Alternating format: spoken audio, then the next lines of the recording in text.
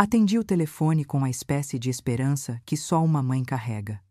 Minhas mãos tremiam um pouco, mas meu coração estava leve.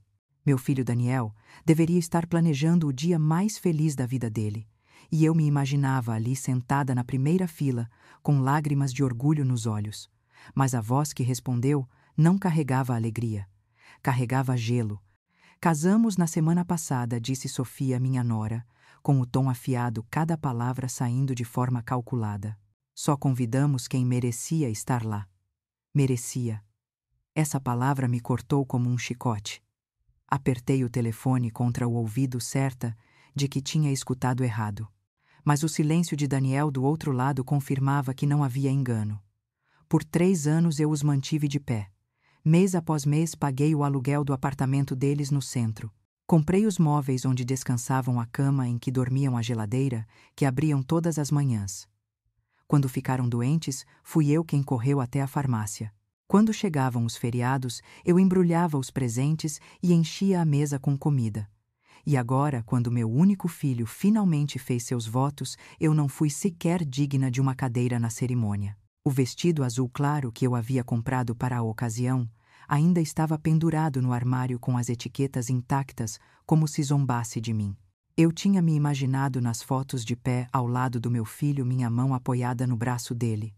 Mas as fotos existiam, e eu não estava em nenhuma delas. Sofia tinha postado todas. Os pais dela sorrindo ao lado, os irmãos brindando com champanhe. Eu até reconheci o véu, o mesmo que ajudei a pagar. Um véu que eu só veria através da tela de um celular. Me diga, se o seu próprio filho se casasse e dissesse que você não merecia estar lá, o seu coração sobreviveria a essa ferida? Afundei na cadeira da minha cozinha, a mesma mesa onde contei cada real. Estiquei cada conta, me convenci de que meus sacrifícios estavam construindo uma ponte para uma família mais forte. Mas aquela ponte tinha desmoronado em cinzas. Eu tinha sido a provedora silenciosa, a mãe que nunca pedia nada em troca. Eu dei e dei e dei até que dar se tornou a minha identidade. Aluguel, comida, presentes, emergências médicas, tudo saiu de mim como água de uma torneira quebrada. Quando meu marido faleceu, achei que a melhor forma de honrar a memória dele era proteger o futuro de Daniel. Vendi um pequeno terreno no interior, aquele onde planejávamos envelhecer juntos. O dinheiro que deveria me dar paz na velhice foi direto para as mãos de Daniel e Sofia. Os números me assombravam. R$ 2.500 por mês de aluguel, R$ 1.000 para comida, aniversários, feriados, datas especiais, sempre recheados de presentes. Um financiamento de carro que eu sabia que nunca seria quitado. Quando me sentei com os extratos bancários, o total já chegava a quase R$ 200.000. 200.000 vindos do suor do meu marido, da minha aposentadoria, do fundo que construí real por real. E ainda assim, me disseram que eu não merecia uma cadeira no casamento do meu filho. Naquela noite não consegui dormir. Fiquei deitada no escuro, olhando para o teto, me perguntando onde tinha errado. Eu acreditava que o amor podia ser comprado com sacrifício, que se eu desse o suficiente, se me derramasse na vida deles, nunca me deixariam de lado. Mas ficou claro. Eles nunca viram meu amor como amor. Viram como um recurso, uma conta sem fim da qual podiam tirar sempre. Lembrei das noites em que comia apenas arroz e feijão para que Daniel e Sofia pudessem ter carne no prato. Lembrei das vezes em que adiei minhas próprias consultas médicas para pagar as contas de saúde de Sofia.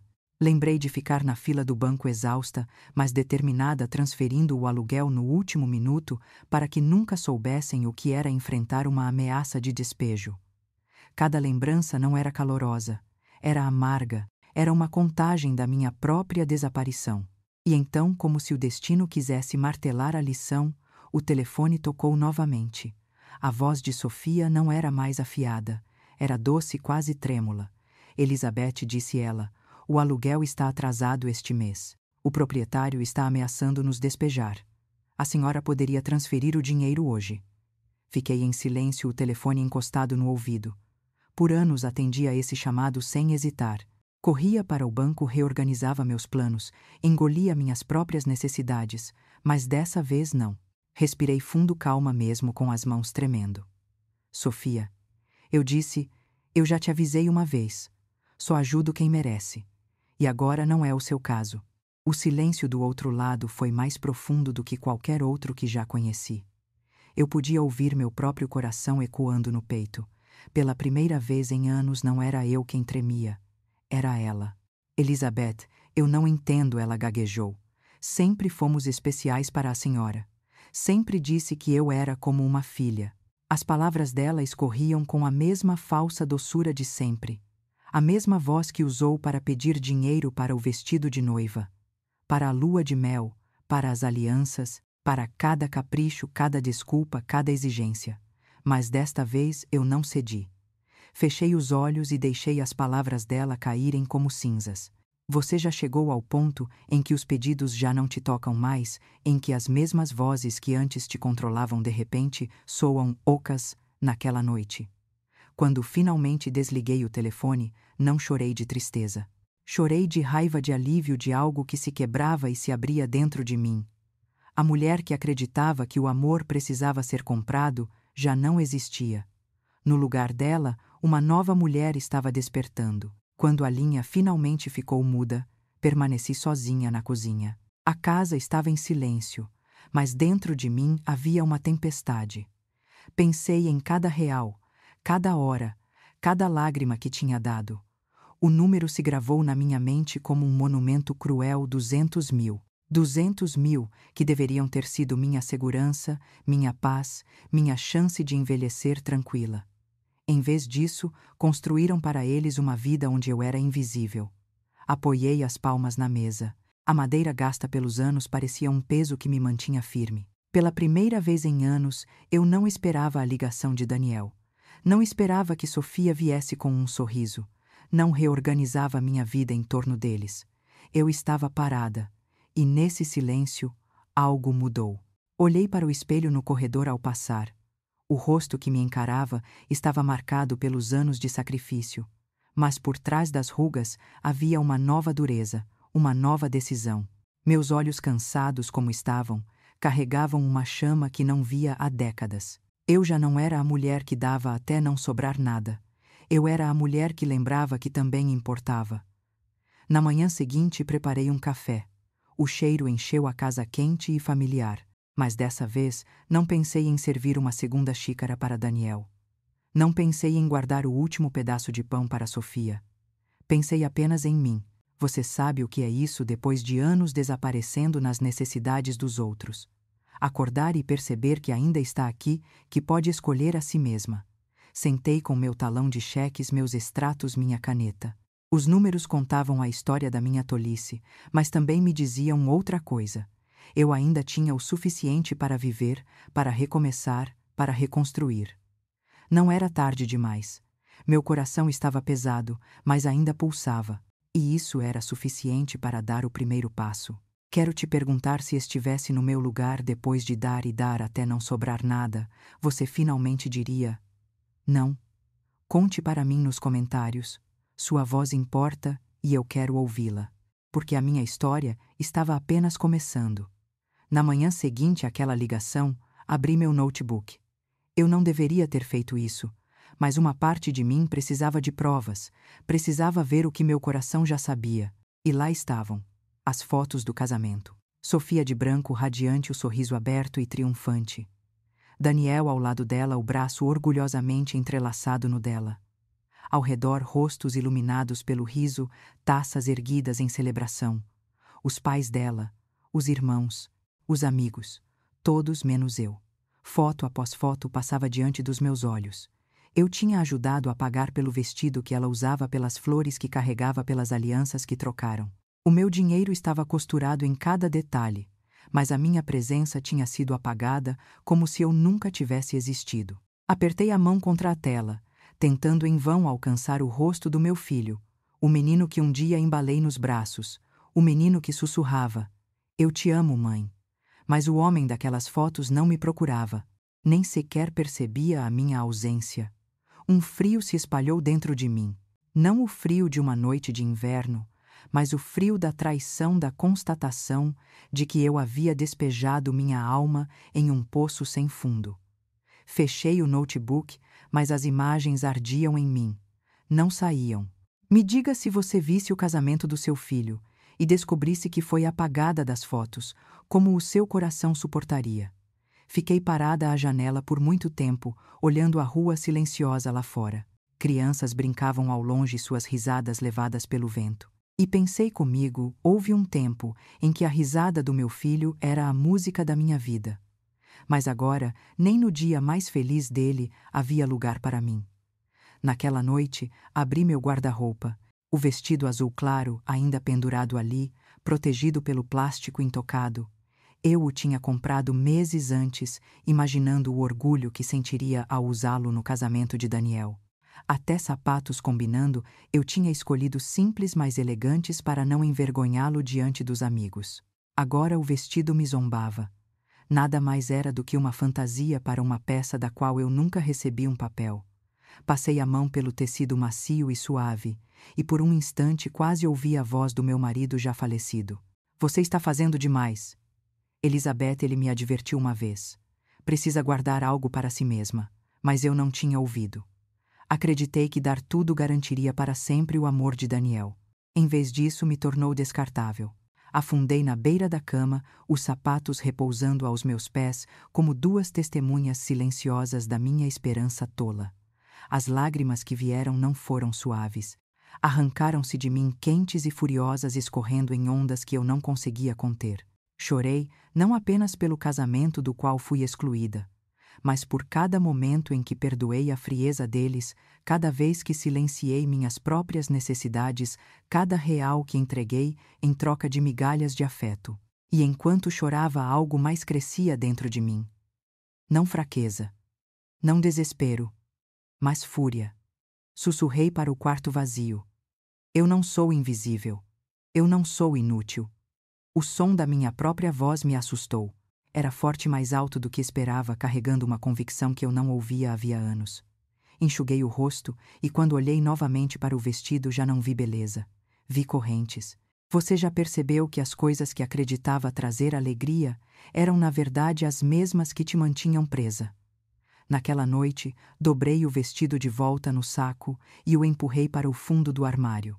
Não queria mais olhar para ele. As imagens do casamento me assombravam, mas a fúria queimava mais forte. E desse fogo, uma decisão começou a tomar forma. No dia seguinte, me forcei a sair de casa. O ar estava fresco, daquele tipo que carrega tanto o frio quanto a promessa. Caminhei pelo parque onde costumava levar Daniel quando era menino.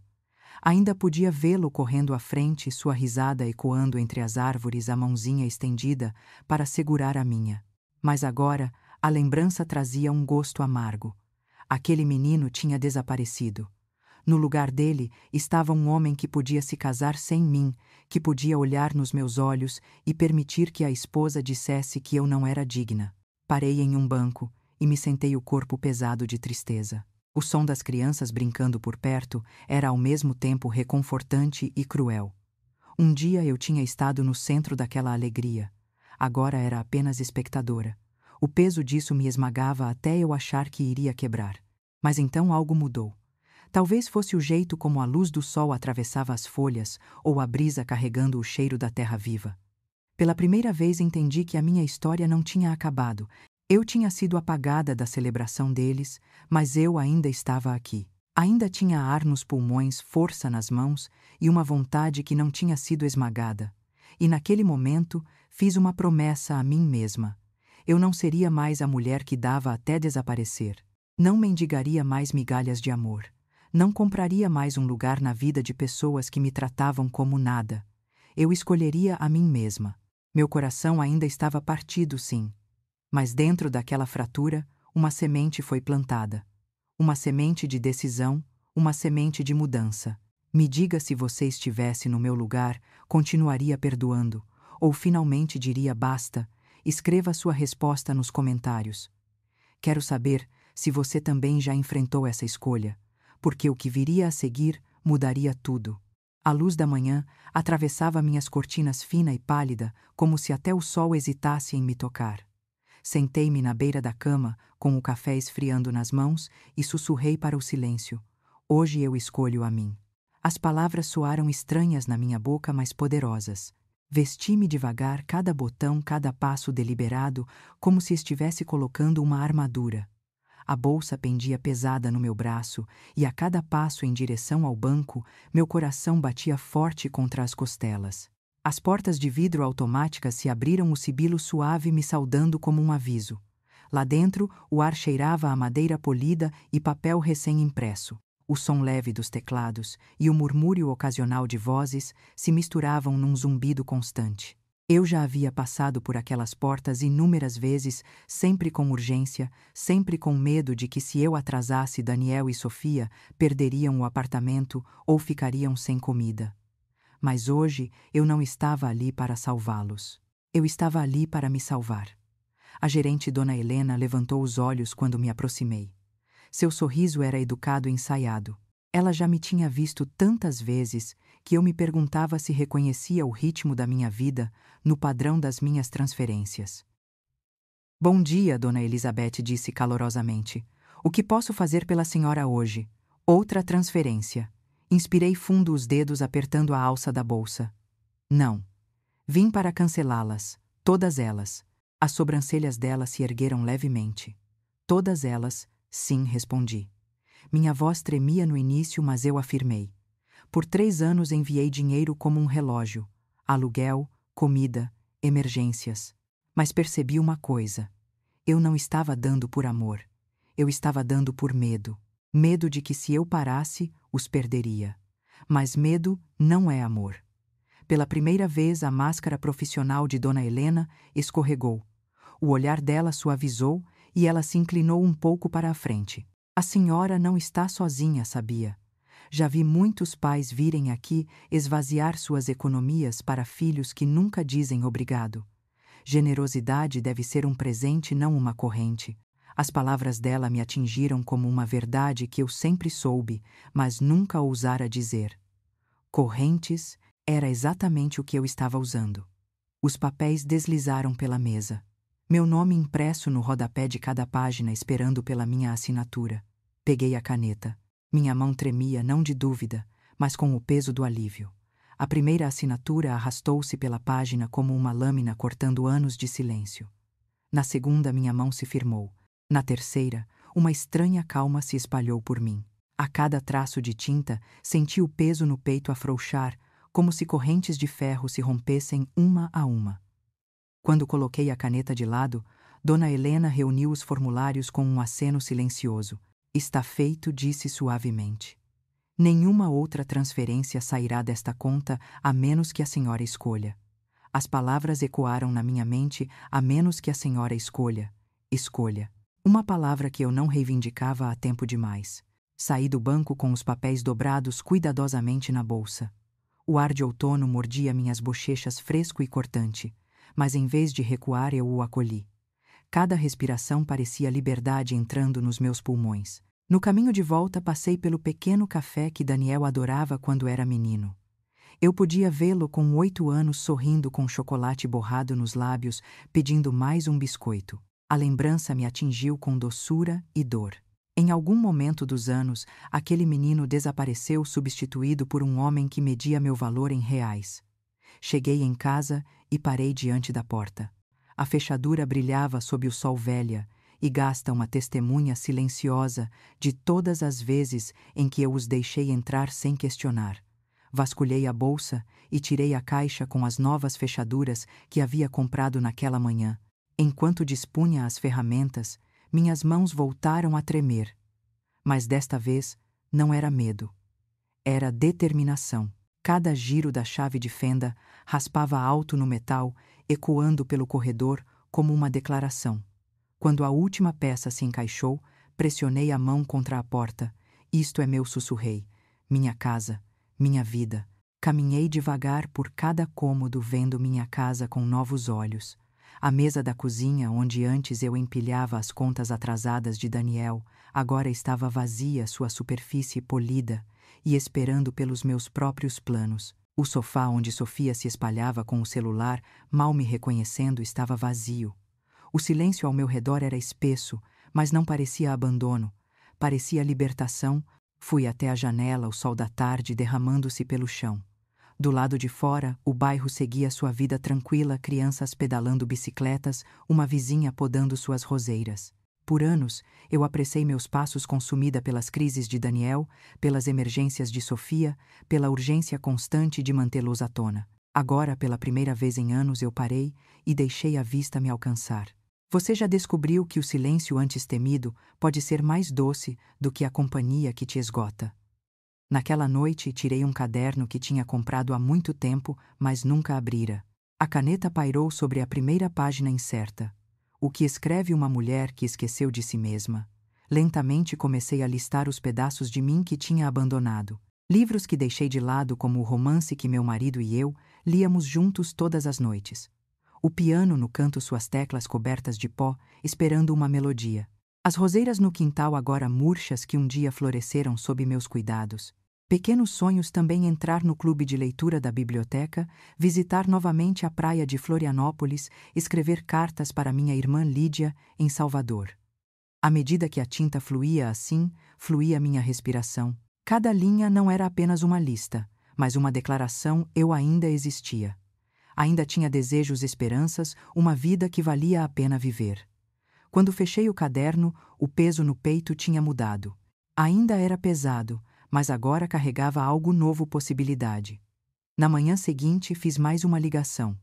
À tarde, uma van de segurança parou na minha garagem. 2 homens descarregaram câmeras, fios e monitores, suas vozes calmas e eficientes. Observei enquanto montavam os pequenos olhos negros acima das portas e janelas, cada um sentinela silencioso.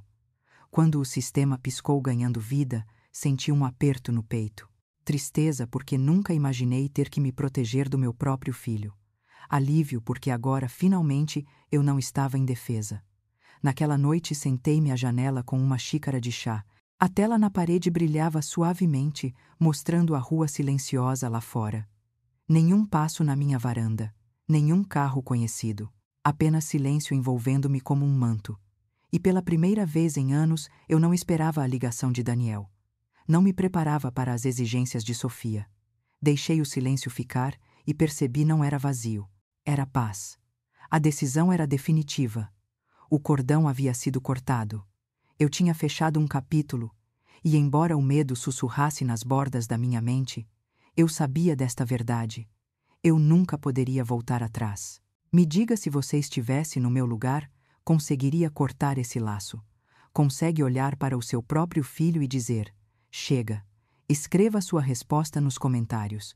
Sua voz importa, e alguém ouvindo hoje à noite pode precisar da sua coragem. Porque isso era apenas o começo. A verdadeira batalha ainda não havia chegado, e quando chegasse, não viria através de uma ligação. Chegaria com uma batida à minha porta. A batida veio numa tarde cinzenta, pesada e seca contra a minha porta. Eu congelei, o som vibrando pelas paredes, afundando no meu peito. Meu coração me disse antes mesmo dos meus olhos quem era. Abri a porta e vi Daniel, os ombros tensos, o olhar evitando o meu. Ao lado dele estava Sofia, os lábios apertados numa linha dura, e junto a ela, um homem de terno cinza carregando uma pasta de couro, um advogado. Mãe, começou Daniel com um tom estranhamente formal, precisamos conversar. Afastei-me para o lado, embora cada osso do meu corpo gritasse para não fazer isso. Eles entraram como se fossem donos do lugar. Sofia, examinando a sala de estar, com o mesmo desprezo que eu tinha ouvido em seu sorriso aquele dia ao telefone. O advogado colocou a pasta sobre minha mesa de jantar, a mesma mesa onde um dia servi bolos de aniversário, ceias de Natal e pilhas de dinheiro do aluguel para eles. Abriu-a com um estalo que ecoou como um tiro. Dona Elizabeth, disse suavemente, seu filho e a esposa estão preocupados com o seu bem-estar. Eles acreditam que seria melhor se a senhora permitisse que eles administrassem suas finanças. Temporariamente, é claro, temporariamente. A palavra se enrolou no meu estômago como veneno. Sofia empurrou uma pasta em minha direção, a voz de repente doce. É só papelada, Elizabeth. Não precisa se preocupar. Nós cuidaremos de tudo para a senhora. A senhora tem vivido tanto estresse. Olhei para Daniel procurando o menino que um dia se encolhia no meu colo quando os trovões o assustavam, mas seus olhos estavam frios, o maxilar rígido. Ele não estava ali para me proteger. Estava ali para me arrancar tudo. Sentei devagar, a cadeira raspando no chão, o som cortando o silêncio tenso. O advogado empurrou os papéis pela mesa, os olhos calmos, profissionais distantes, como se aquilo fosse apenas negócio. Mas para mim, era uma emboscada. Sofia inclinou-se para a frente, o dedo bem cuidado batendo sobre a página. Tudo o que precisa fazer é assinar aqui, Elizabeth. Assim não vai precisar se preocupar com contas, com erros, com confusões. Nós garantiremos que tudo esteja em ordem. O tom escorria mel, mas os olhos brilhavam de fome. Deixei meu olhar cair sobre os papéis. Termos jurídicos se embaralhavam, procuração, tutela, administração financeira. Meu pulso roncava nos ouvidos. Cada instinto gritava que, se meu nome tocasse aquela linha, eu perderia tudo. Não apenas dinheiro, minha dignidade, minha liberdade, meu próprio eu. Empurrei a pasta de volta pela mesa. Não, Daniel enrijeceu o maxilar travado. Mãe, não torne isso mais difícil do que precisa ser. Só estamos tentando ajudar. Ajudar, retruquei, minha voz cortando o ar. Me roubando. Me tratando como uma criança incapaz de distinguir o certo do errado. O advogado ergueu a mão como quem tenta acalmar uma tempestade. Dona Elizabeth, por favor. Seu filho e a esposa agem por preocupação. Na sua idade é normal ter dificuldade com decisões complexas. Idade, preocupação, confusão. Palavras torcidas em correntes feitas para me prender. Levantei-me da cadeira, a mão firme sobre a mesa. Escute bem. Posso ter 71 anos, mas minha mente é clara. Minhas contas são minhas. Minha vida é minha. E não vou entregá-la a ninguém. O sorriso de Sofia vacilou, substituído por um lampejo de raiva que ela não conseguiu esconder. A voz de Daniel se elevou mais aguda, agora despida de cortesia. Você não sabe o que está dizendo, mãe. Você esquece as coisas. Fica confusa. Não é seguro lidar com isso sozinha. Virei-me lentamente para ele, o coração despedaçado, mesmo enquanto a raiva subia. Você realmente acredita nisso? Ou foi o que ela mandou você dizer? Os olhos dele vacilaram em direção a Sofia, apenas por um segundo, mas foi suficiente. O silêncio que se seguiu era pesado, sufocante, cheio de palavras que ele não ousava admitir. Sofia bateu a mão sobre a mesa. Fizemos tudo por você. Elizabeth, acha que qualquer outra pessoa suportaria a sua teimosia. Nós também nos sacrificamos. Sabia. As palavras dela me atingiram como golpes, mas em vez de ferir, me endureceram.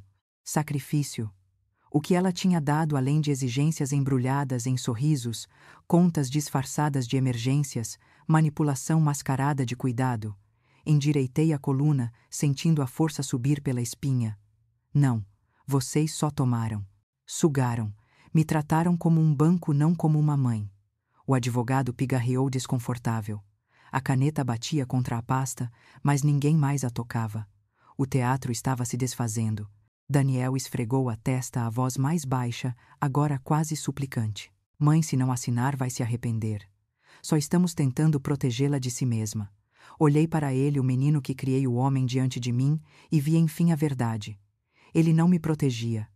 Protegia o conforto dele, o estilo de vida dele, a vida que construí com os meus sacrifícios. E naquele instante, senti algo feroz nascer dentro de mim. Um fogo que eu pensava estar apagado. O ar entre nós ficou espesso até ser quase impossível respirar. Daniel se remexeu, a voz descendo a um tom que mal reconheci. Mãe, não nos obrigue a ir além. Se não assinar de boa vontade, teremos que explorar outras opções. Os olhos de Sofia brilharam. Ela queria me encurralar. Queria me ver com medo. Mas eu já não era a mulher que se curvava às exigências deles. Endireitei as costas, a voz cortando clara pelo cômodo. Se acham que podem me intimidar na minha própria casa, estão enganados. Eu não vou assinar. Nunca vou assinar. O advogado fechou a pasta com um estalo, a frustração atravessando seu rosto. Muito bem, Dona Elizabeth. Mas devo alertá-la, isso pode ficar complicado. Complicado. Como se minha vida já não tivesse sido despedaçada. Sofia se levantou a cadeira, raspando no chão. Você vai se arrepender disso, Elizabeth. Não se esqueça, você precisa mais de nós do que nós de você. Levantei-me também, enfrentando o olhar dela sem desviar. Não. Foram vocês que tiraram de mim por tempo demais. Eu não preciso de vocês. Não mais. Por um momento, o silêncio dominou a sala, o único som, o pulsar do meu próprio coração. Os olhos de Daniel desviaram a vergonha piscando antes que ele seguisse a esposa até a porta. Saíram sem mais uma palavra, mas o estrondo da porta sacudiu a casa. Fiquei sozinha no silêncio tremendo, mas mais forte do que nunca. Eles pensaram que tinham me quebrado, mas tudo o que fizeram foi despertar um fogo que eu não deixaria morrer. Me diga se estivesse nos meus sapatos teria tido força para se manter firme ou teria assinado para manter a paz. Escreva sua resposta nos comentários. Sua voz importa, porque a luta deles não tinha acabado. E eu sabia lá no fundo dos ossos que o próximo ataque não seria uma conversa, seria uma guerra. 2 semanas se passaram em um silêncio inquieto. Reguei minhas roseiras, tirei o pó do piano até entrei para o clube de leitura da biblioteca à tarde. Na superfície, a vida parecia estável de novo, mas por dentro eu sentia a tensão crescer como o ar antes de uma tempestade. A tempestade chegou numa terça-feira de manhã. Uma batida soou à porta seca e oficial. Quando abri, 2 estranhos estavam na minha varanda. Um carregava uma prancheta, a outra usava um crachá pendurado no pescoço. Dona Elizabeth perguntou à mulher. Sou a senhora Ortega do Serviço de Proteção ao Idoso. Recebemos uma denúncia sobre preocupações com sua segurança e sua capacidade mental. Precisamos realizar uma visita de verificação. As palavras me atingiram como água gelada. Capacidade mental, segurança. Alguém tinha me acusado de ser incapaz de cuidar de mim mesma. Atrás dela pensei ver um carro parado na esquina da rua. Uma silhueta no banco do passageiro, Sofia, observando. Meu estômago se contraiu. Afastei-me mantendo a voz calma, embora minhas mãos tremessem. Claro, entrem. Eles atravessaram minha casa, os olhos examinando tudo, os frascos de remédio no balcão, as contas empilhadas em uma gaveta, as câmeras de segurança piscando discretamente na parede. Fizeram perguntas. Que dia era? Quem era o presidente? Qual era meu endereço? Respondi a cada uma firme sem hesitar, embora meu coração roncasse no peito. Então veio o momento mais cruel. Dona Elizabeth, disse a senhora Ortega, suavemente seu filho e a esposa demonstraram preocupação de que a senhora possa estar apresentando confusão até perda de memória. Eles temem que esteja administrando mal suas finanças. Minha garganta se apertou. Preocupação. Eles ousavam disfarçar a ganância como amor. Encarei-a deixando o aço na minha voz carregar a verdade. Minha mente está clara. Minhas finanças estão em ordem. E a única confusão aqui é porque as pessoas que me devem gratidão escolheram a traição. O assistente dela rabiscava notas à caneta, arranhando a prancheta. Cada som me fazia sentir como se estivesse em julgamento dentro da minha própria casa. Conduzi-os até a sala de estar apontando para as prateleiras onde meus extratos bancários estavam organizados em pastas. Se querem provas, aqui estão. Cada transferência, cada recibo, cada pagamento cancelado. Sei para onde foi cada centavo. Isso parece confusão para vocês. Ela folheou as páginas devagar, a testa franzindo, depois suavizando.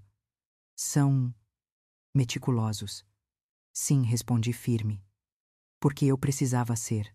Mantive 2 adultos às custas dos meus sacrifícios. Isso não é confusão. Isso é clareza. Por um instante a sala ficou imóvel. Até a senhora Ortega pareceu desconfortável, como se tivesse entrado em algo mais profundo do que a prancheta podia medir.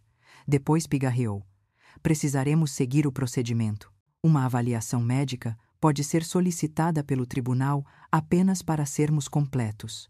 Não é nada pessoal, mas era. Cada palavra, cada passo desse chamado procedimento era pessoal. Era meu filho e a esposa usando a lei para me rotular como incapaz. Apertei as mãos, forçando-me a permanecer firme. Façam o que for necessário. Não tenho nada a esconder. Quando saíram, o silêncio voltou à casa mais pesado que antes. Fiquei à janela observando o carro na esquina partir. Vi o rosto de Sofia por um instante satisfeito como o de um predador que acredita ter encurralado a presa. Minhas mãos tremiam, mas não de medo, de raiva.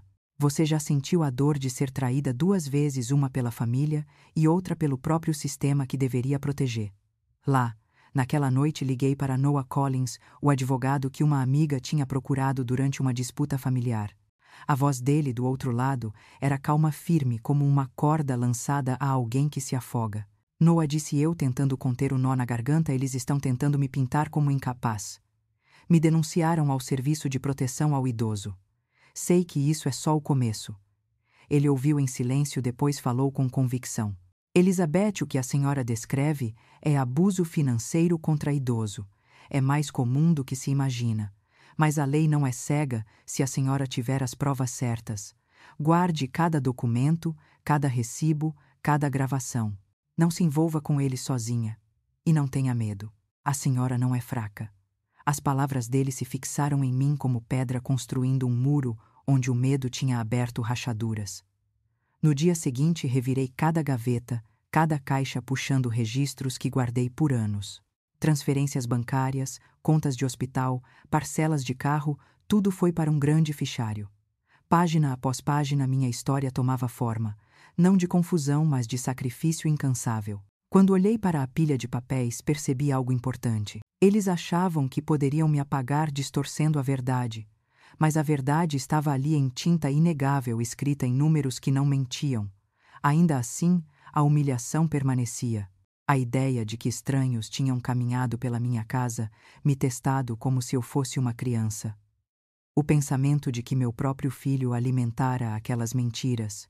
Sentei-me ao piano naquela noite, os dedos roçando as teclas. O som saiu frágil, quase hesitante.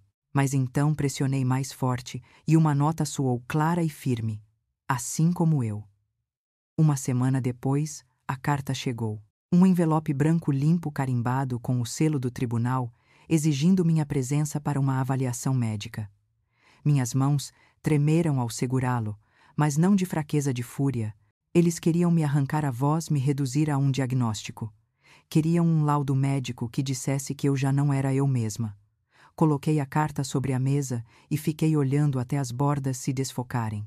Então peguei o fichário pesado com provas e o depositei em cima do envelope. Papel contra papel. As mentiras deles contra a minha verdade. Sussurrei para o quarto vazio. Vocês não vão me apagar. Naquela noite mal dormi. Imagens giravam na minha mente, o sorriso satisfeito de Sofia no carro, os olhos frios de Daniel, os estranhos rabiscando notas na minha sala. Cada memória se gravava em mim, não como ferida, mas como combustível. Ao amanhecer, senti a mudança dentro de mim. O medo ainda estava ali, mas já não me dominava. No lugar dele queimava algo mais afiado: determinação. Preparei meu café, sentei-me à mesa da cozinha e abri o caderno novamente. Desta vez não escrevi sonhos. Escrevi estratégias. O número de Noah circulado no topo. Consultas a marcar. Testemunhas a chamar. Documentos a copiar. Cada passo uma arma na guerra que eu nunca pedi, mas que já não podia evitar. Me diga, se o seu próprio filho tentasse provar que você é incapaz de viver a sua própria vida, você abaixaria a cabeça ou lutaria? Compartilhe sua resposta nos comentários. Alguém pode precisar da sua coragem esta noite. Porque eu sabia que isso era apenas o começo. E o campo de batalha já estava mudando da minha casa para o tribunal. A carta do tribunal repousava sobre minha mesa como uma ameaça, o selo oficial pesando sobre mim mais do que qualquer peso que já carreguei. Mas ao lado dela estava meu fichário grosso de documentos, um lembrete silencioso de que eu não estava indefesa. Na manhã seguinte encontrei Noah em seu escritório. As paredes eram forradas de livros de direito, os lombos gastos por anos de batalhas. Ele me ouviu enquanto eu espalhava os papéis sobre a mesa: transferências bancárias, recibos, cheques cancelados, contas de hospital. Ele folheou com cuidado as sobrancelhas, franzindo, depois se erguendo. Elizabeth, disse ele, isto é exatamente o que precisamos. Um registro claro. Provas de que a senhora administrou tudo, não por confusão, mas com precisão. Isso mostra competência. As palavras dele me firmaram. Competência. Uma palavra que eles queriam roubar de mim. Mas Noah foi minucioso. Precisaremos de mais que documentos. Testemunhas de caráter. Pessoas que possam falar sobre sua independência, sua clareza. Uma avaliação médica não a deles, mas a nossa. Vamos controlar a narrativa antes que eles distorçam ainda mais. A ideia de sentar em um consultório médico, sendo testada como uma criança, revirava meu estômago. Mas assenti. Se for isso que é preciso. Naquela semana marquei a consulta. A clínica cheirava a antisséptico e um leve aroma de lavanda. O Dr. Meyers, um homem de olhos bondosos, me guiou por perguntas e tarefas, recitar números de trás para frente, lembrar listas curtas, desenhar um relógio. Concluí cada uma firme e certa, o coração batendo forte a cada resposta. Quando terminou, ele sorriu. Seus resultados são excelentes, Dona Elizabeth. Sua função cognitiva está acima da média para a sua idade. A senhora está afiada. Não deixe ninguém convencê-la do contrário. Saí do consultório, apertando a avaliação assinada, o alívio me inundando. Era mais que um papel. Era um escudo. De volta em casa, coloquei a avaliação sobre meu fichário, uma nova camada de armadura. Por um longo momento, fiquei olhando para aquela pilha de papéis. A história da minha vida contada não em memórias, mas em números e assinaturas. Eles queriam provas. Eu lhes daria provas. Mas Noah tinha razão, eu precisaria de mais que papéis. Precisava de vozes. Liguei para Eleanor Brooks, minha vizinha, há 15 anos. Ela já tinha me visto cuidando do jardim ao amanhecer, carregando sacolas sozinha, indo a pé para a igreja todos os domingos. Quando contei o que Daniel e Sofia estavam tentando fazer, o suspiro dela estalou pelo telefone. Elizabeth, isso é absurdo. Você é mais lúcida que metade das pessoas que conheço. Eu vou depor o que você precisar. A promessa dela me aqueceu, mas também aprofundou a dor por dentro. Deveria ser meu filho me defendendo, não minha vizinha. Mais tarde, naquela semana, passei na farmácia. O Dr. Patel, o farmacêutico, levantou os olhos quando entrei. O sorriso dele sumiu quando expliquei. Sofia me pediu meses atrás para assinar um formulário sobre seus remédios, admitiu em voz baixa. Ela insinuou que você estava confusa, que misturava os medicamentos. Assinei sem pensar, mas me arrependo. Vou escrever uma declaração corrigida. Sei que você é capaz. As palavras dele me cortaram, mas também me deram esperança. Até a manipulação deles poderia se desfazer quando a verdade fosse dita em voz alta. Naquela noite sentei na cozinha, o zumbido da geladeira enchendo o silêncio. Pensei em Daniel, menino, trazendo margaridas murchas do quintal, os olhos brilhando de amor. Como chegamos a este ponto, em que o testemunho de um estranho valia mais do que a fé do meu filho? Você já sentiu a dor de perceber que os de fora veem seu valor mais claramente do que o seu próprio filho? O próximo golpe veio do outro lado da rua. O Sr. Harlan, meu vizinho difícil, vinha me observando por anos com olhos desconfiados. Bateu à minha porta certa noite, a postura rígida, a boca cerrada. Fui procurado, disse sem rodeios. O advogado do seu filho pediu que eu testemunhasse. Querem que eu diga que vi você agindo de forma estranha, esquecendo coisas, falando sozinha. Minha respiração prendeu. E vai fazer isso. Ele hesitou, se mexendo desconfortável. Não quero confusão. Mas, uma vez vi você no quintal à noite murmurando. Lembrei da noite. A noite após o telefonema de Sofia, quando sussurrei no escuro que não seria apagada. Ele tinha confundido meu juramento com loucura. Minha voz tremeu, mas enfiei aço nela. Sr. Harlan, eu não estava confusa. Eu estava retomando minha vida. Se torcer isso como fraqueza, vai estar ajudando eles a me roubar. Ele desviou o olhar desconfortável. Eu vou pensar. E foi embora, os passos ecoando como um aviso. Fiquei sozinha, olhando para a porta fechada. A rede deles estava se apertando. Estavam reunindo testemunhas, tecendo mentiras a partir de fiapos de verdade. Naquela noite, Noah ligou. A voz dele trazia cautela e firmeza. Vamos contra-atacar Elizabeth. Para cada testemunha falsa, traremos 2 que sabem a verdade. Mas precisa se manter firme. Não deixe que as táticas deles a abalem. Assenti para o quarto vazio, sussurrando: eu não vou ceder, porque ceder agora significava quebrar para sempre. Na véspera da primeira audiência, reuni tudo sobre minha mesa de jantar: o fichário de recibos, a declaração corrigida do Dr. Patel, a avaliação do Dr. Meyers, a carta de Eleanor pronta para me apoiar. Cada peça era uma pedra no muro que eu estava erguendo contra eles. Sentei sob a luz fraca da cozinha, a casa silenciosa, exceto pelo tic-tac do relógio na parede. Meus dedos passaram pelas páginas e pensei em cada sacrifício que fiz às refeições puladas, o terreno vendido às noites em claro de preocupação. Tudo tinha me trazido até aqui. Eu deveria me sentir quebrada. Em vez disso, me senti afiada, como uma lâmina batida repetidamente até poder cortar com precisão. Enquanto as horas passavam, fechei os olhos e orei não para que Daniel e Sofia fracassassem, mas para que eu permanecesse forte. Pedi que quando os encarasse no tribunal, eu não vacilasse, que minha voz carregasse a verdade mais alto que as mentiras deles. Ao amanhecer, servi uma xícara de café e olhei pela janela. O céu estava riscado de luz pálida, e pela primeira vez em anos senti-me pronta. Me diga se o seu próprio filho a arrastasse para o tribunal para provar que você é incapaz, você desmoronaria ou lutaria com tudo o que tem? Compartilhe sua resposta nos comentários. Sua coragem pode dar força a alguém que se sente sozinho esta noite. Porque eu sabia que o tempo dos sussurros e das batalhas escondidas tinha acabado. O próximo passo não seria dado em silêncio, seria travado sob juramento diante dos olhos da lei. E quando esse dia chegasse, eu não me curvaria. O fórum era mais frio do que imaginei.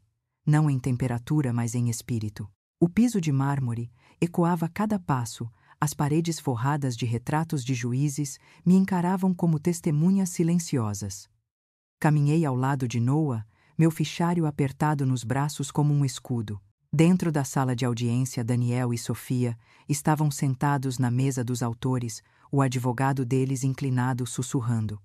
Os olhos de Daniel encontraram os meus por um segundo antes de desviar.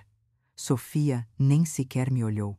Estava ereta, impecável, confiante, a expressão presunçosa, como se já tivesse vencido. O juiz, um homem severo de cabelos prateados, entrou e abriu a sessão. O som do martelo bateu uma vez seco como trovão. O advogado dele se levantou primeiro, o tom suave e ensaiado. Excelência, este é um caso de preocupação. Meus clientes Daniel e Sofia Carter estão aqui por amor, não por ganância. Eles observaram Dona Elizabeth cada vez mais esquecida, confusa e vulnerável. Eles apenas desejam garantir sua segurança obtendo a curatela de suas finanças. As palavras se arrastaram pelo ar como serpentes. Amor, preocupação, segurança, mentiras vestidas de roupas delicadas. Sentei rígida, as mãos agarradas à beira da mesa. Então Sofia subiu ao banco de testemunhas. A voz dela tremia o suficiente para soar sincera. Elizabeth sempre foi como uma mãe para mim, mas ultimamente ela esquece das coisas. Repete histórias. Uma noite me ligou 2 vezes fazendo a mesma pergunta. Tenho medo de que ela perca tudo o que tem. As palavras dela me cortaram. Aquela noite que ela descreveu, eu lembrava. Liguei 2 vezes sim. Uma para confirmar o aluguel, outra para lembrar de uma consulta médica. Nada de confusão, mas na voz dela virou evidência. O advogado dela acenou gravemente, alimentando a ilusão. Não é malícia, excelência. É compaixão. Compaixão. Eu quase podia sentir o gosto amargo disso. Daniel foi o próximo. Meu filho. Minha própria carne e sangue. Sentou-se com os ombros caídos, as mãos apertadas no colo. Daniel, o advogado o conduziu, conte ao tribunal o que tem notado. Ele pigarreou. Minha mãe não é mais a mesma. Esquece de pagar as próprias contas. Se confunde com datas. Às vezes, fala sozinha à noite. Um murmúrio correu pela sala. Cerrei os punhos debaixo da mesa, as unhas cravando nas palmas. Falar sozinha. Sim, eu sussurrei na noite, mas não em confusão, em desafio. E esquecer contas. As únicas contas que toquei em anos foram as dele e de Sofia. Mesmo assim, a voz dele era firme e convincente, as palavras ensaiadas. Cada frase era como mais uma pedra colocada sobre meu peito. Então veio o Sr. Harlan. Meu vizinho entrou devagar, os olhos inquietos. Eu já vi ela do lado de fora tarde da noite. Parecia perdida, como se não soubesse onde estava. O advogado assentiu solenemente. Obrigado, Sr. Harlan. sem mais perguntas. Senti o peso da sala se inclinando contra mim, as mentiras se acumulando, ameaçando me enterrar viva. Noah se inclinou sussurrando. Fique firme. Vamos desmontar isso. Quando chegou nossa vez, Noah se levantou alto, a voz calma, mas cortante. Excelência, preocupação é louvável. Mas preocupação sem verdade é manipulação. Vamos examinar os fatos. Ele me chamou ao banco de testemunhas. Meus joelhos tremiam, mas caminhei fichário nas mãos. Todos os olhares me seguiram, alguns de pena, outros de dúvida, outros já convencidos. Coloquei o fichário diante de mim e olhei para o juiz. O silêncio se alongou. Então respirei fundo e comecei. Abri o fichário, as páginas nítidas sob meus dedos trêmulos. Excelência, comecei a voz firme, apesar da tempestade dentro de mim por 3 anos. Administrei não apenas minha vida, mas a deles. Paguei aluguel, contas médicas até o carro. Cada recibo, cada transferência está aqui. Isso parece confusão para o senhor. O juiz se inclinou quando Noah entregou cópias dos extratos. A sala ficou em silêncio, quebrado apenas pelo farfalhar do papel. Continuei, cada palavra se afiando em convicção. Eles me chamam de esquecida, mas a verdade é que eu lembrava de tudo por eles. Dizem que sou confusa, mas a verdade é que registrei cada centavo que os manteve de pé. Noah chamou o Dr. Patel em seguida. Ele ajeitou os óculos nervoso diante do juiz. Meses atrás, Sofia me pediu para assinar um formulário sugerindo que Elizabeth tinha dificuldades com os remédios. Assinei sem verificar. Foi um erro. Revendo seus registros, vejo que sempre foi precisa. Administra a medicação dela perfeitamente. Um murmúrio correu pelo tribunal.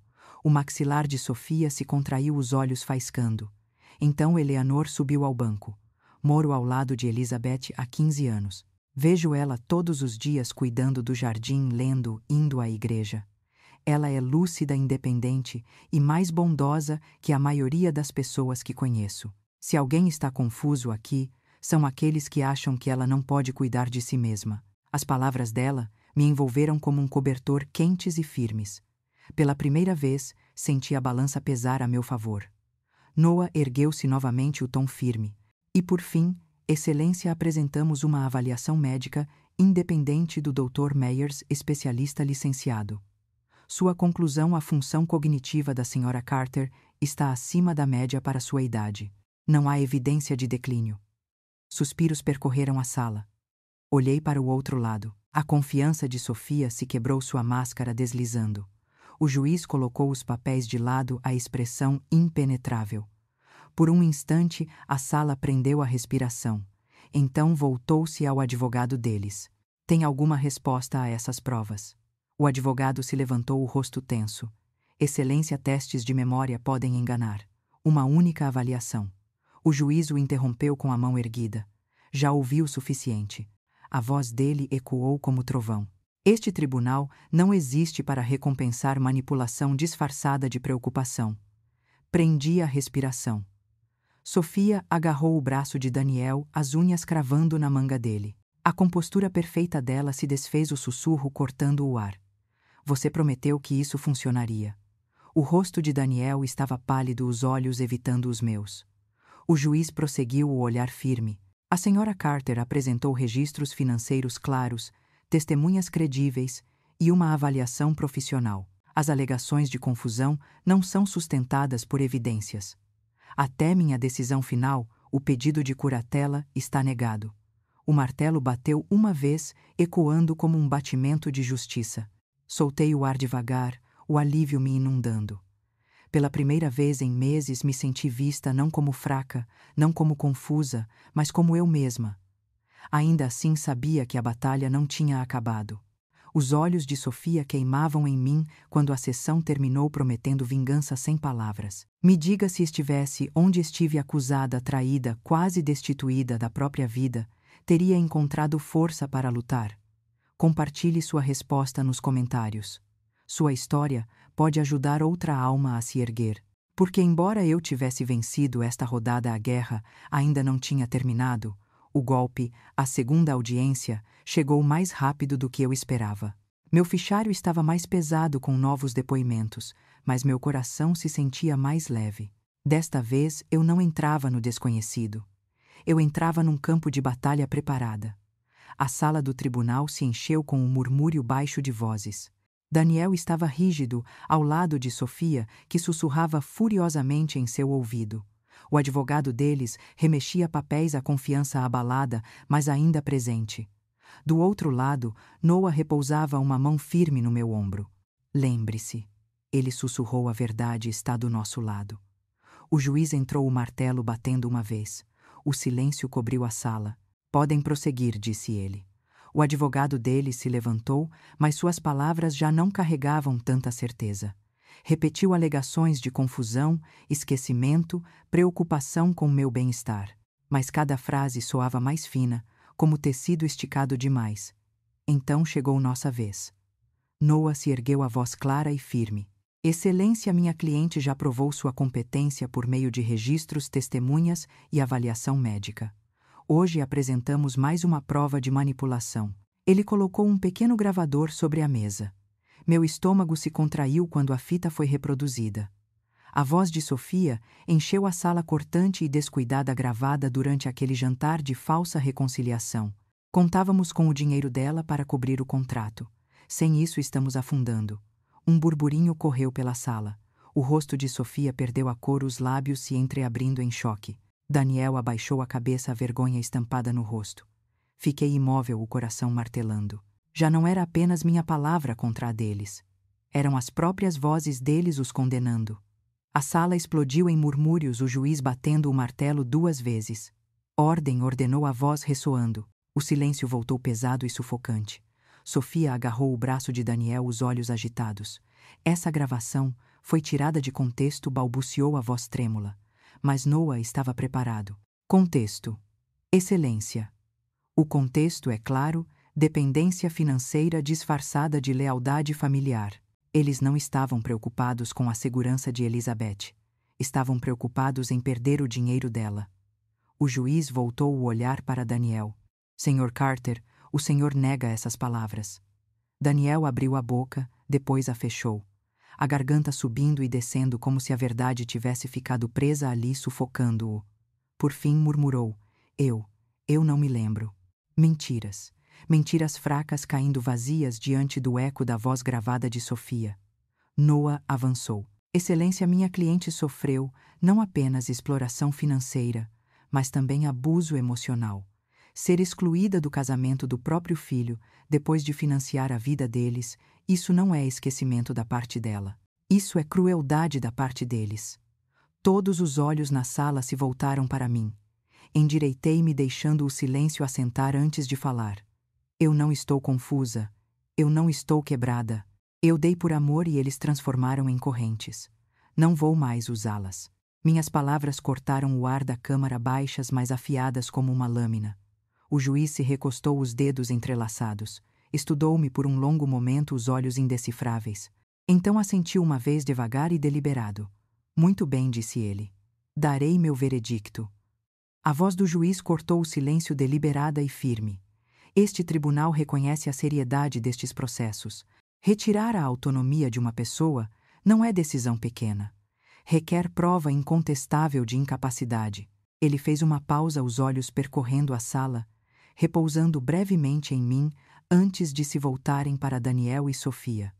O que vi aqui é uma mulher que demonstrou clareza, responsabilidade e prudência.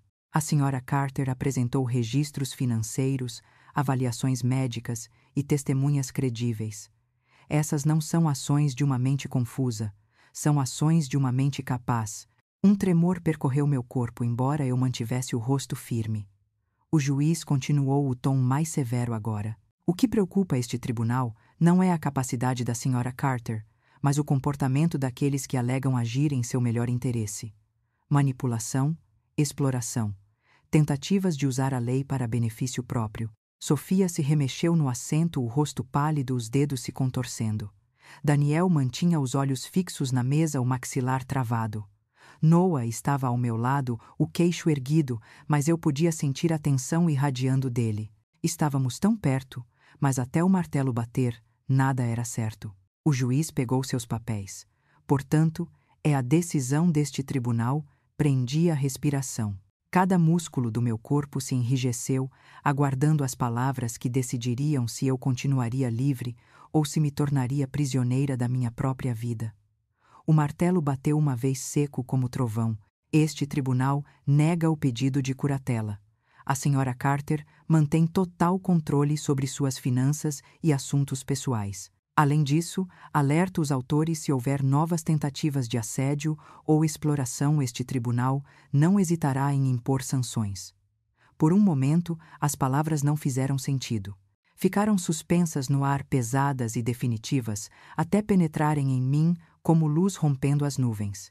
Eu tinha vencido. A sala explodiu em murmúrios. Noah pousou a mão firme no meu ombro, a voz baixa, mas firme. A senhora conseguiu, Elizabeth. Se manteve firme. Virei o olhar para Daniel. Meu filho estava curvado, a vergonha marcada em seu rosto. Sofia, porém, ardia em fúria silenciosa, os olhos estreitos, os lábios comprimidos. Olhou para mim como quem promete que aquilo não era o fim. Levantei-me devagar, as pernas trêmulas, mas fortes o suficiente para me carregar. Por meses fui arrastada por mentiras, humilhada, acusada de fraqueza.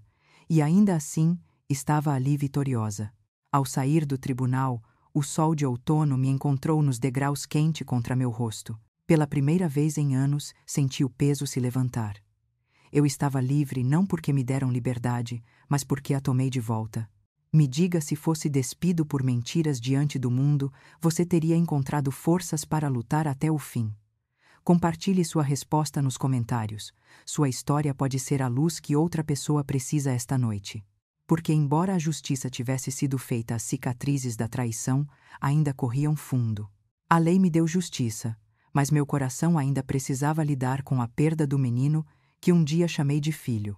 E assim começava a parte mais difícil, não a luta no tribunal, mas a luta para reconstruir minha vida.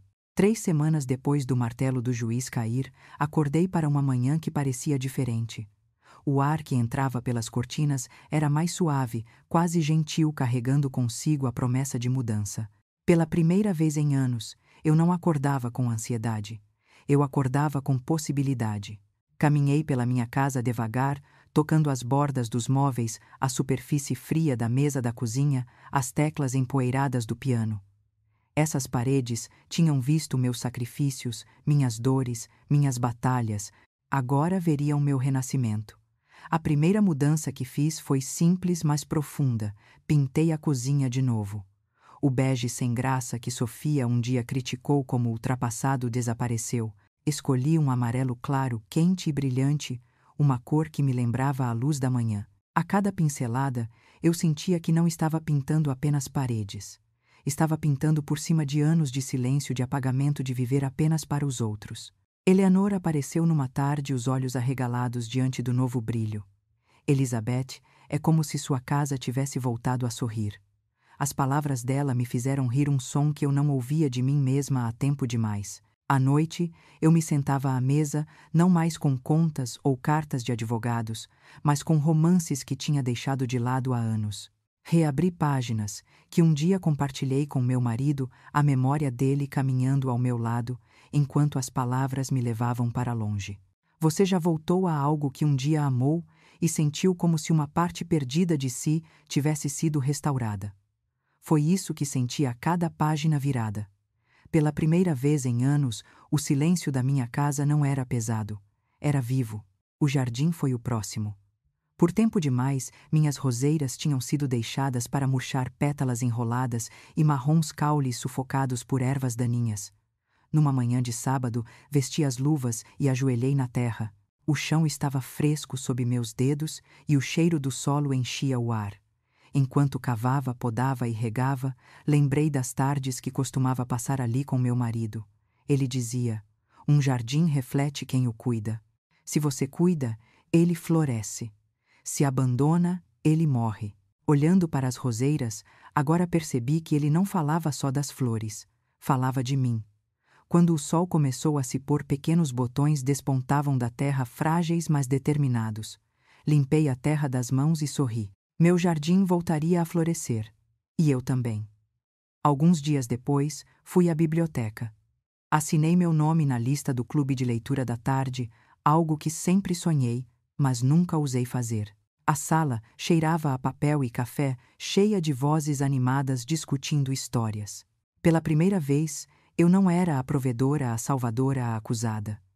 Eu era simplesmente uma mulher com um livro na mão e uma mente pronta para compartilhar. Quando chegou minha vez de falar, minha voz tremeu no início, mas então as palavras fluíram firmes e claras. Os outros assentiram, ouviram, sorriram. Eu não estava invisível. Eu pertencia.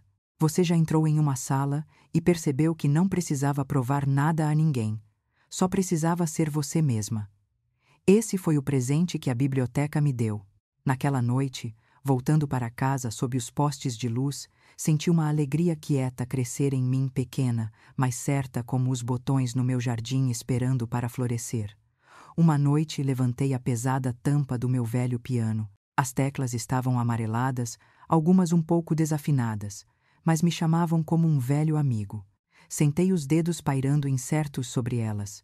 No começo, o som foi desajeitado, notas quebradas tropeçando umas nas outras. Mas conforme continuei, a memória dos músculos voltou. Uma melodia começou a surgir suave, trêmula, depois firme. As lágrimas embaçaram minha visão. Esse piano já tinha enchido a casa de risadas, meu marido cantarolando junto, Daniel, adormecendo no tapete ao som suave. Agora a música pertencia só a mim. Mas em vez de tristeza, senti uma onda de paz. O piano não julgava. Ele me recebia de volta. Naquele momento percebi algo profundo. Eu não tinha perdido tudo. Pedaços de alegria ainda viviam dentro de mim, esperando que eu os reclamasse. Na semana seguinte reservei uma viagem curta ao litoral. Só 2 dias, nada extravagante. Em pé na beira do mar, senti o vento salgado na pele, o choque das ondas constante como um coração batendo. Abaixei e peguei uma concha pequena e imperfeita às bordas lascadas. Encostei-a no ouvido, ouvindo o sussurro do oceano dentro dela. Pensei em mim mesma, marcada, gasta, mas ainda carregando algo imenso por dentro. Na volta para casa, o sol se inclinava, pintando o céu de dourado e violeta. Sussurrei em voz alta: ainda estou aqui, e sou suficiente. Você já esteve diante do mar e sentiu-se ao mesmo tempo pequena e infinita. Foi assim que me senti, frágil, mas inquebrável. De volta em casa, preparei uma xícara de chá e fui para a varanda. O jardim, antes murcho, agora pulsava com nova vida. Botões pressionavam o ar da noite, prontos para florescer. As paredes amarelas da cozinha brilhavam pela janela, quentes e acolhedoras. A música do piano ainda ecoava suavemente pela casa como um sopro de esperança. Sentei na cadeira e deixei o silêncio me envolver, não como peso, mas como companhia. Por anos, silêncio significava abandono. Agora significava liberdade. Meu celular vibrou uma vez. Uma mensagem de Daniel. Apenas 2 palavras. Me desculpe. Olhei para a tela, o coração apertado. Antes, eu teria corrido para perdoar, justificar a dor, entregar mais um pedaço de mim. Mas não desta vez. Coloquei o celular virado para baixo sobre a mesa. O pedido de desculpas dele não era uma ponte. Era um lembrete do fogo que atravessei. Escolhi, em vez disso, erguer a xícara de chá, respirando o vapor, saboreando a vitória silenciosa da sobrevivência. Me diga, se aqueles que te feriram voltassem com desculpas depois de te despedaçar, você abriria a porta de novo ou a manteria fechada para proteger sua paz? Compartilhe sua resposta nos comentários. Alguém pode precisar da sua sabedoria esta noite. Enquanto as estrelas piscavam no céu, sussurrei para mim mesma: esta é a minha vida agora, minha escolha, minha paz. Mas mesmo na paz, eu sabia que a história não estava totalmente encerrada. A traição deixa cicatrizes que nunca somem. A pergunta já não era se eu sobreviveria. Era se eu conseguiria perdoar, ou se deixar ir seria o único caminho adiante. 3 meses depois do veredito, eu estava no meu novo apartamento, um lugar modesto perto do coração da cidade. As paredes eram brancas e frescas, as janelas largas deixavam entrar feixes de luz que banhavam o cômodo em calor. Do lado de fora, eu ouvia o leve movimento da vida, crianças rindo, ônibus, freando passos, ecoando nas calçadas. Era um som que eu não ouvia há anos, um som de pertencimento. Deixei a antiga casa para trás. Não porque não tivesse valor, mas porque guardava fantasmas demais. Cada canto sussurrava sacrifícios feitos, exigências atendidas, noites solitárias, enquanto meu dinheiro pagava o conforto deles. Era hora de recomeçar. Todas as manhãs, eu caminhava até o café da esquina, um livro debaixo do braço. O barista aprendeu meu nome rapidamente, me cumprimentando com um sorriso. Às vezes, eu ficava junto à janela tomando café, enquanto a cidade se movia ao meu redor, anônima mas viva. À tarde, eu me voluntariava no centro comunitário. Lia para crianças cujos pais trabalhavam até tarde, os olhos delas fixos nas histórias que saíam da minha boca. O riso delas me lembrava Daniel menino antes que a ganância nublasse seu olhar. À noite, eu escrevia cartas para mim mesma. Não diários de dor, mas lembretes de força. Elizabeth, você é digna. Elizabeth, você é livre. Elizabeth, você sobreviveu. Você já falou consigo mesmo como se fosse seu melhor amigo. Isso muda tudo. Cada palavra escrita virava um fio no novo tecido da minha vida, tecendo algo mais forte do que aquilo que foi rasgado. Num fim de semana, participei de uma excursão organizada pelo centro comunitário. Subimos num ônibus em direção às montanhas, e pela primeira vez em décadas me senti viajante, em vez de cuidadora.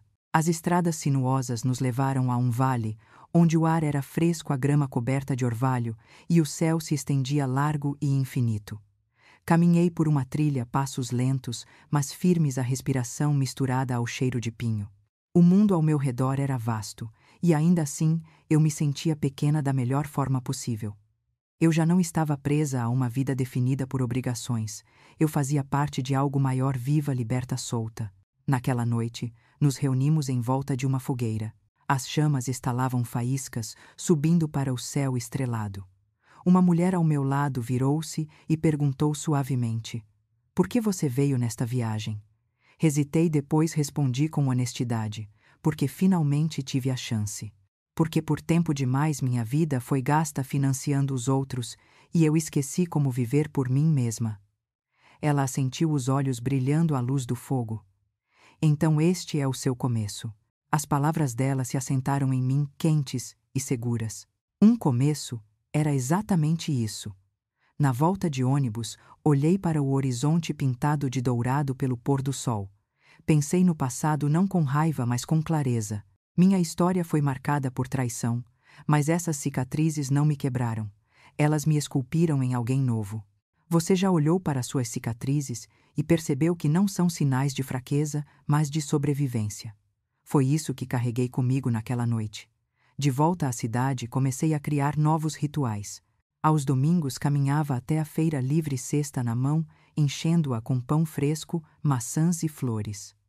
Cada compra parecia um presente para mim mesma, algo que eu raramente tinha permitido antes. Conheci pessoas lá também, feirantes que lembravam meu nome, vizinhos que sorriam ao me cumprimentar. Aos poucos, a solidão que antes me envolvia começou a se desfazer fio por fio. À noite acendia uma vela e tocava piano. Meus dedos se moviam com mais confiança agora, cada nota me levando para mais longe das sombras do passado. A música preenchia o apartamento não como fundo, mas como uma declaração: eu estava viva.